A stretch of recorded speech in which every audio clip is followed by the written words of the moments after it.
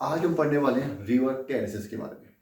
देखिए क्या होता है, जब नदी बहती है, ठीक है, और नदी का स्लोप ग्रेडियंट ज़्यादा होता है, रिवर बेड का, नदी की स्पीड ज़्यादा होती है, तो नदी डाउनवर्ड कटिंग करती है, डाउनवर्ड इरोजन करती है। ये हमें पता है, हम पढ़ चुके हैं कई बार, ठीक है। नीचे की तरफ अपनी ही वैली को काटती है, मतलब अपनी वैली को वो गहरी करती रहती है, ठीक है, गहरी करेगी। लेकिन जब वो अपनी वैली को गहरी करेगी तो जिस वैली में पहले बह रही थी स्टार्टिंग में, उसका निशान तो रह जाएगा ना। और उस वैली में बहते हुए उसने एक फ्लड प्लेन भी डेवलप किया होगा, उस फ्लड प्लेन का भी निशान कुछ ना कुछ रह जाएगा, ठीक है। उन्हीं को हम रिवर टेरेसेस कहते हैं। मैं आपको एक बार डायग्राम से बताता हूँ। ये सपोज कीजिए हमारी नदी बह रही है, ये उसकी वैली है, इसके अंदर नदी बह रही है, ठीक है। ये हमारा पानी है, इसके अंदर हमारा पानी है, ये आगे की तरफ बह रही है। अब ये डाउनवर्ड कटिंग कर रही है, ठीक है। इसने डाउनवर्ड कटिंग करी, डाउनवर्ड कटिंग करने के बाद इसने एक नई वैली बना ली जो कि पहले से थोड़ी छोटी है, इस तरीके से, जो कि पहले से थोड़ी छोटी और गहरी हो गई, इस तरीके से वैली बना ली। अब नदी इस जगह में बह रही है, अब नदी यहां पे बह रही है, इस वैली के अंदर पानी जो है वो इसके अंदर बह रहा है, पीछे से आगे की तरफ, इस तरीके से, ठीक है। तो ये जो रीजन है, ये हमें क्या बताता है, ये डिमार्केट करता है कि ये पुरानी वैली है, यहाँ पे नदी कभी बाहर करती थी, इस रीजन में, यहाँ से लेके यहाँ तक। लेकिन डाउनवर्ड कटिंग के कारण, डाउनवर्ड इरोजन की वजह से अब रिवर की वैली गहरी हो गई है और वो नीचे वाले लेवल पे बह रही है। इसी तरीके से फिर आगे फिर होगा, अब की बार क्या होगा, अब की बार ये वैली इस तरीके की हो जाएगी, इस तरीके की। अब पानी यहां बहेगा, समझ रहे हैं। इस तरीके से करते करते और गहरी हो जाएगी, स्टेप बाय स्ट्रक्चर दोनों तरफ बनते चले जाएंगे। इनको हम बोलते हैं रिवर टेरेसेस। ये पानी बह रहा है इसके अंदर, ये इसके अंदर पानी बह रहा है, इनको हम बोलते हैं रिवर टेरेसेस। जो हमें बताते हैं कि पहले जो रिवर वैली थी वो ये थी, और यहीं पे इसके फ्लड प्लेन्स भी डेवलप थे। फ्लड प्लेन्स में आपको बता रखा हूँ कि जो नदी होती है, जो जब पानी ज़्यादा हो जाता है तो फैल जाती है, तो वहाँ पे वो कुछ एक एरिया ऐसा होता है जिसमें बाढ़ का पानी बहता है, उसको फ्लड प्लेन बोलते हैं, ठीक है। तो फ्लड प्लेन भी होगा तो इसको हम रिवर टेरेसेस बोलते हैं, ठीक है। आगे बताते हैं एनसीईआरटी का तरीका। चैप्टर 7 है landforms under evolution, erosional landforms, running water, river terraces. This is Ankur question and you are welcome on our channel UPSC accessible. NCERT की लैंग्वेज पढ़ते हैं, एनसीईआरटी क्या बोल रही है। River terraces are surfaces marking all river valley floor और flood plain levels. पुराने river valley floor, ये पुराना रिवर वैली फ्लोर है, ये पुराने वाला रिवर वैली फ्लोर है, ये भी पुराना रिवर वैली फ्लोर है, यहां से लेके यहां तक, है ना। ये भी पुराना रिवर वैली फ्लोर है। तो क्या है रिवर टेरेसेस, वो सरफेस है जो बताते हैं कि पुराने रिवर वैली फ्लोर और पुराने फ्लड प्लेन्स कहां पे थे, समझ रहे हैं। अरे यार, कहीं किसी जगह पे आपने देखा हो, कहीं जगह पानी भरा हुआ है, कब ज्यादा होता है तो पानी पे निशान नहीं छोड़ देता, उस तरीके से है, बस निशान की जगह वहां पे कटा हो गया, इरोजन हो गया, बस यही है, ठीक है। चलिए आगे बढ़ते हैं। दे में भी बेडरॉक सरफेस है। अब जो ये वाला सरफेस है, पुराना वाला जो मार्क कर रहा है पुरानी वाली, ये बेडरॉक भी हो सकता है, मतलब जो नीचे पत्थर होता है वहां पे पत्थर भी हो सकता है, एल्यूवियम भी हो सकता है, मिट्टी भी हो सकती है, विदाउट एनी एल्यूवियम कवर, जिसपे कि एल्यूवियम कवर नहीं है।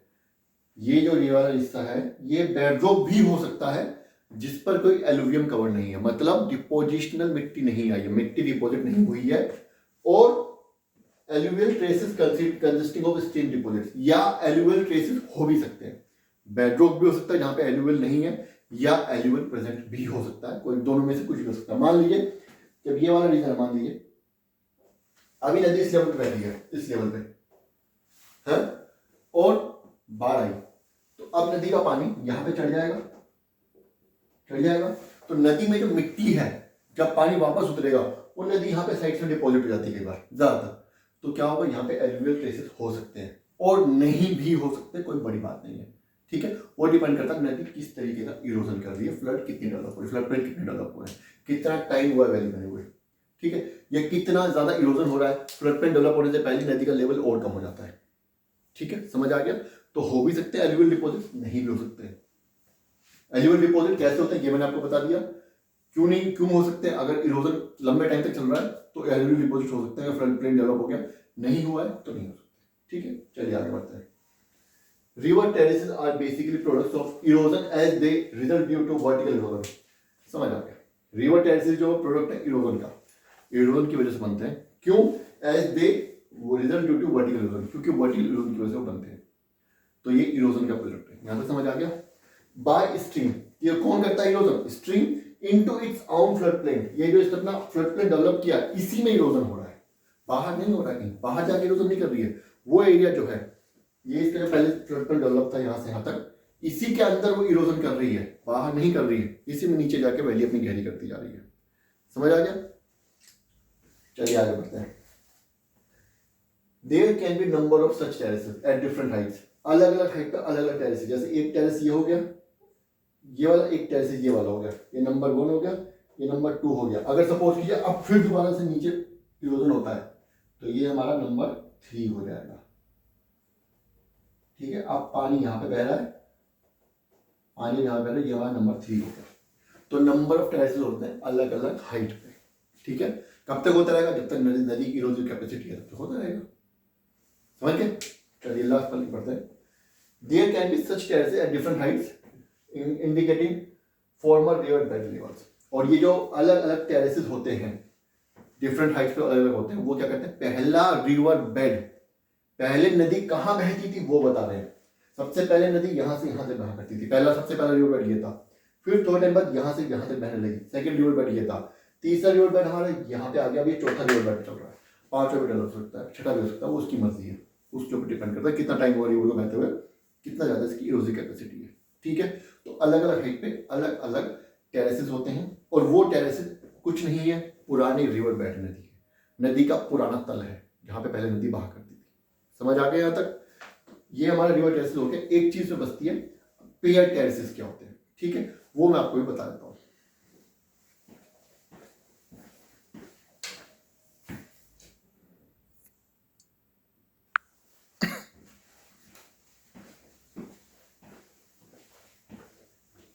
रिवर टेरेसेस दो तरीके के होते हैं, पेयर टेरेसेस और अनपेयर टेरेसेस। पेयर टेरेसेस का मतलब होता है कि अगर रिवर के टेरेसेस दोनों साइड सेम लेवल पे बन रहे हैं, रिवर टेरेसेस क्या होते हैं मैंने आपको बता दिया। अगर दोनों side river terraces same level पे बन रहे हैं, मतलब अगर दोनों साइड से कटाव बराबर, इरोजन बराबर हो रहा है, तो उसको हम पेयर टेरेसेस बोलते हैं। On the other hand, if the level of terraces on both sides of the river is not at the same level, अगर दोनों तरफ रिवर का जो टेरेसेस बन रहे हैं वो सेम एलिवेशन पे नहीं बन रहे, सेम हाइट पे नहीं बन रहे, तो उसको हम अनपेयर्ड टेरेसेस बोलते हैं। यहाँ पे एक बार फिर से बता दूं आपको, the river terraces may occur at same elevation at on either sides of the river, in which case they are called paired terraces. मतलब ये हमारा नदी का सबसे पुराना वाला रोक बेड है, यहां से लेके यहां तक। ठीक है, रिवर डाउनवर्ड कटिंग कर रही है, डाउनवर्ड कटिंग उसने की तो नया रिवर बेड बना लिया यहां से लेके यहां तक। ठीक है, क्यों? क्योंकि यहां पे और यहां पे दोनों तरफ सेम एलिवेशन पे टेरेस बना, बराबर एलिवेशन पे एयर बना, तो इस तरीके से पेयर में बनता जा रहा है, एक जैसे सिमेट्री दोनों तरफ। इस तरफ क्या है, यहां पे ये असिमेट्रिकल है दोनों तरफ, इधर 1 2 3 बने हैं, इधर 1 2 3 4 5 बने हैं, दोनों तरफ सेम एलिवेशन पे नहीं है, ऊपर नीचे हो रहा है टेरेस जो बन रहा है रिवर टेरेसेस। क्यों? इधर इरोजन ज्यादा हो रहा होगा, उधर कम हो रहा होगा। ठीक है, रॉक का योगदान भी हो सकता है इसमें, स्ट्रीम का फ्लो कई बार एक तरफ ज्यादा होता है एक तरफ कम होता है। ठीक है, तो उसकी वजह से भी हो सकता है। तो मोटी मोटी बात है कि अगर टेरेसेस दोनों तरफ सेम एलिवेशन पे सेम हाइट पे बन रहे हैं तो उसको हम पेयर टेरेसेस बोलते हैं, अगर दोनों तरफ टेरेसेस सेम हाइट पे नहीं बन रहे उसको हम अनपेयर टेरेसेस बोलते हैं। इतना है, ये टॉपिक हमारा कंप्लीट हो गया। इरोजनल लैंडफॉर्म्स हमारे कंप्लीट हो गए हैं। अब हम depositional land, erosional landform by which agent? Running water. Running water से जितने भी इरोजनल लैंडफॉर्म बनते हैं, 4 बताए एनसीईआरटी ने, वैलीज बताया हो गया हमारा, पोर्टल्स और प्लंज पूल्स बताया वो भी हो गया हमारा, इनसाइड और एंट्रेंस मेंटेनेंस बताया वो भी हो गया हमारा, और आज हमारा रिवर टेरेसेस भी खत्म हो गया। नेक्स्ट क्लास से हम स्टार्ट करेंगे depositional features made by geomorphic agent running water. Running water as a geomorphic agent जो डिपोजिशनल फीचर्स बनाता है, उनके बारे में हम नेक्स्ट क्लास से, नेक्स्ट वीडियो से पढ़ना स्टार्ट करेंगे। सबसे पहला हमारा आएगा एल्यूवियल फ्रेंड्स। तो अब आपको क्या करना है, अब आपको ये वीडियो देखने के बाद कुछ समझ नहीं आया